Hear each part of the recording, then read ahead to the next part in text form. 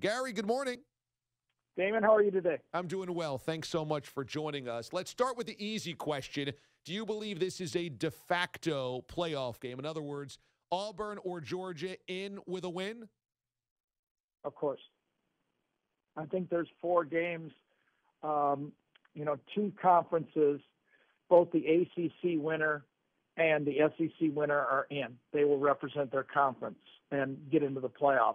And I also believe, even though the committee doesn't believe that Wisconsin is one of the 4 best teams, they've showed that all year. They do have an easier path than other teams to get into the opportunity to play in the playoff. They're going to reward them for not only winning the Big Ten but being undefeated. And obviously Oklahoma with their quality win and being able to win the Big 12 and the way they've played this year, if they win, they're in. So if the chalk holds, obviously the 2 conferences will be in, and then Oklahoma and Wisconsin will be in. That's one of only 4 possible scenarios. The other 3 scenarios you can figure out as well as I. Just Ohio State wins, or just TCU wins, or both Ohio State and TCU wins. That's the only 4 possibilities left. You were on the Plains 2 of the final 3 weeks. You saw Auburn dismantle Georgia and then win impressively against Alabama. Let me ask you, coming out of that Georgia game, what did Auburn do last Saturday that proved even more? What more did you learn from Auburn that you could take away after the win over Alabama? It's a good question. I guess that Jarrett Stidham continued to show that he can play in big games and carry the football team would be number 1. This is a very experienced, solid football team across all parts of the team. Their coordinator's Gus Malzahn, basically, who's the coordinator, and Kevin Steele are experienced in SEC football.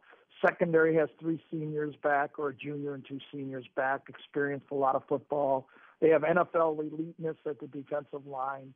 Their offensive line has 4 seniors. They've got the MVP at tailback and carry on, and then their emerging quarterback. So they've proven to me one thing.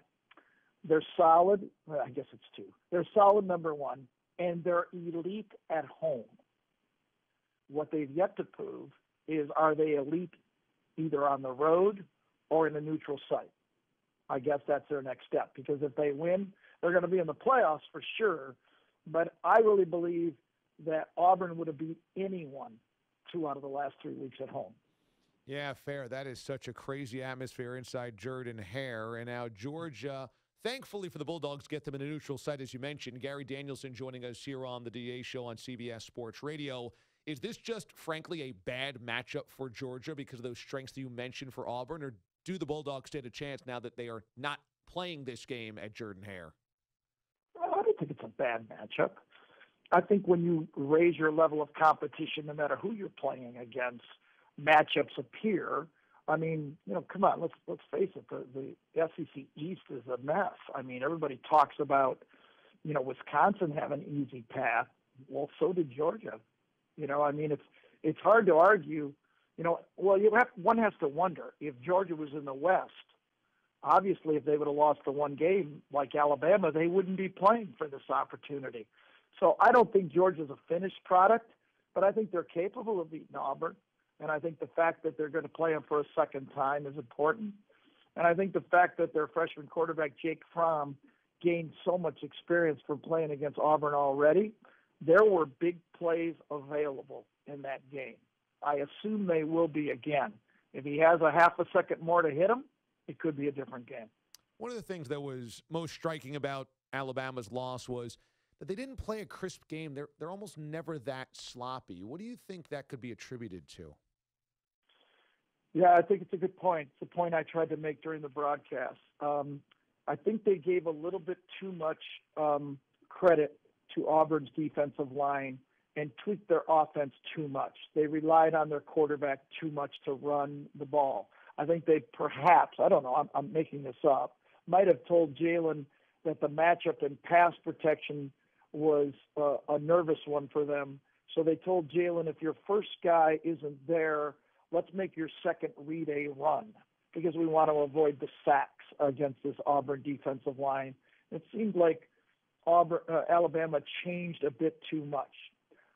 There were some, weird things that happened in the game. I mean, I've never seen an Alabama quarterback in the 12 years I've been doing throw that when Jalen was running to the right, throw across his body and lob the ball up to the middle of the end zone when they were already in scoring zone. I mean, that was a shocking throw to me. And it's always been the trademark of Alabama when the game got tight that they had so much experience in these big games that they were the team never to crack. They were the clutch team. All that being said, prior to the two-snap fiasco, they had the ball driving in plus territory down in a one-possession game.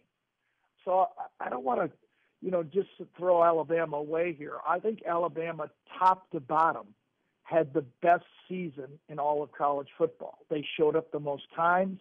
They played the most consistent football. And the mantra that every game should count, I still think they're not getting enough credit for that initial Florida State game when Florida State really was Florida State. And but now they're in a tough spot because they're going to be the second team from the SEC, and I think that's going to be distasteful for this committee to do. That's a great point. Gary Danielson joins us, lead college football analyst. He's on the SEC championship game. Before I let you go, I want to ask you, since you mentioned the SEC East, Tennessee has been going through all these iterations of what coach they might try to hire, Greg Schiano. From where you stand, what's your read on Tennessee's coaching search at this point and what happened with Schiano the other day? I thought Greg would have been a great choice for Tennessee. I have to be honest. Okay, I know, I've known Greg.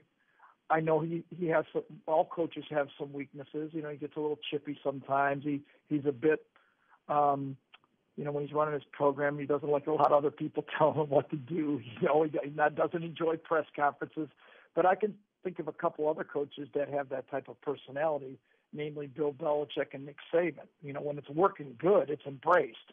When it's not working good, it's a quirkiness that bothers people. I thought Tennessee has gotten soft. I thought Tennessee has gotten undisciplined in the last few years, and I thought Greg would have been the perfect choice for it.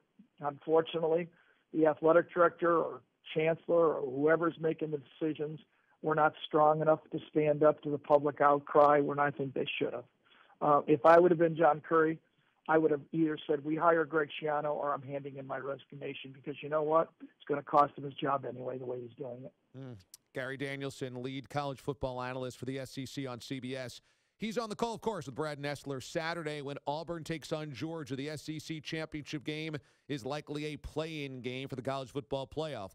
Coverage begins 3 p.m. Eastern Time. College football, the drive to Atlanta. Gary, it's been a pleasure all season long. If I don't talk to you again by the end of the season, thank you for finding time for us this football season. I appreciate it. You always do a great job. Thanks for picking my brain. Appreciate it.